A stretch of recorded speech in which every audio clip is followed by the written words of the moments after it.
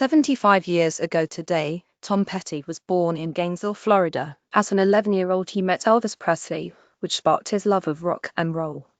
As a guitar-playing singer-songwriter, he was one of the best-selling musical artists of all time, with over 80 million records sold worldwide, powered by mega hits like American Girl, Want Back Down, and The Waiting Song.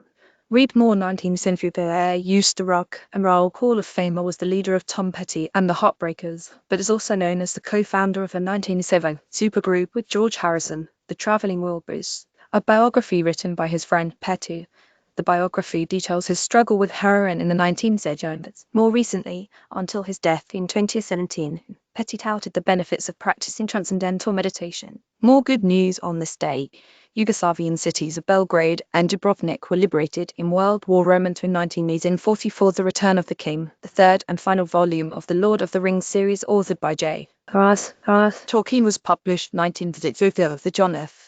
Kennedy Library was opened in Boston in 1816, and British human rights activist James Maudsley was released from a Burma prison after serving 480 days of a 7-year sentence in solitary confinement for protesting against the slaughter of ethnic minorities and distributing pro-democracy leaflets. 22 years ago, the Sydney Opera House was officially opened by then monarch Elizabeth II. Designed by Danish architect J.R.N. Utzon, it is widely regarded as one of the world's most famous and distinctive buildings and a masterpiece of 20th century architecture. The best part is that its fame hasn't overtaken its function, as the building comprises multiple performance venues which together host well over 1,500 performances annually, attended by more than 1.2 million people.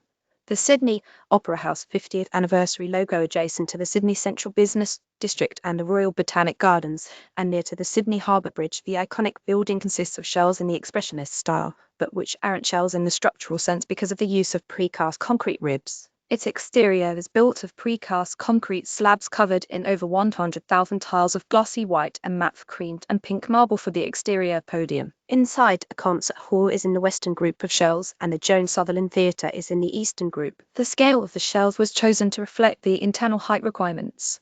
The smaller venues, the Drama Theatre, the Playhouse, and the Studio, are within the podium beneath the concert hall. A smaller group of shells set to the western side of the monumental steps houses the Bennelong Restaurant. The Concert Hall CC 4.0. SA Benny GT 3250. The podium is surrounded by substantial open public spaces, and the large stone-paved forecourt area with the adjacent monumental steps is regularly used as a performance space. It's a good thing the Opera House became such an iconic building the world over, with 8 million visitors annually, because in 1970 its projected budget was 3.5 million, and it finished in 2070 over budget in real terms at just over 1 million.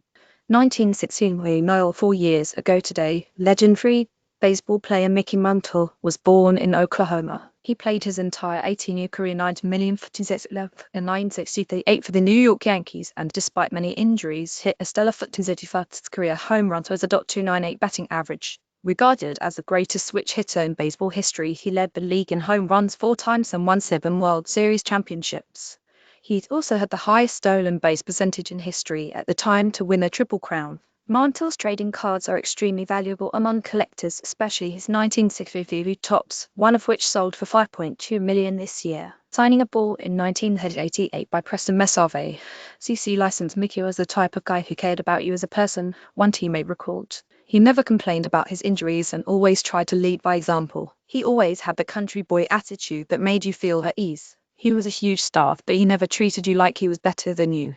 Also, with quite a sense of humor, he enjoyed playing practical jokes in the clubhouse, like leaving around fake snakes, bugs, or frogs. It was Mickey Mantle Day at Yankee Stadium on June 8, 1969. Mantle's number 7 was retired, and he was given a bronze plaque to be hung on the center field wall near the monuments to Babe Ruth and Lou Gehrig.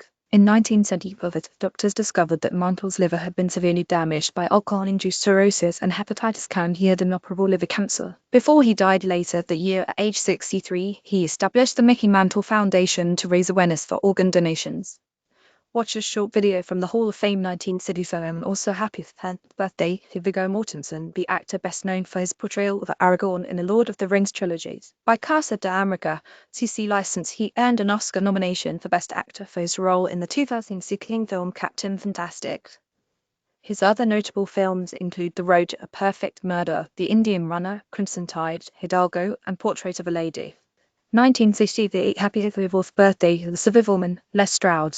The Canadian primitive living expert, chief scout, television producer, documentarian, and renowned musician became famous across America and Canada for his four-season show Survivalman, which launched the incredibly popular genre of wilderness survival TV series on Discovery Channel. On it, he demonstrates real survival skills that have been referenced by many people as saving them from harrowing ordeals in nature. Outside of his rough and rugged life on camera, he regularly tours as Les Stroud and the Pikes, a blues folk Americana band with Les on blues harmonica, vocals, and guitar. Survivalman, their use among the numerous television productions Stroud has worked on included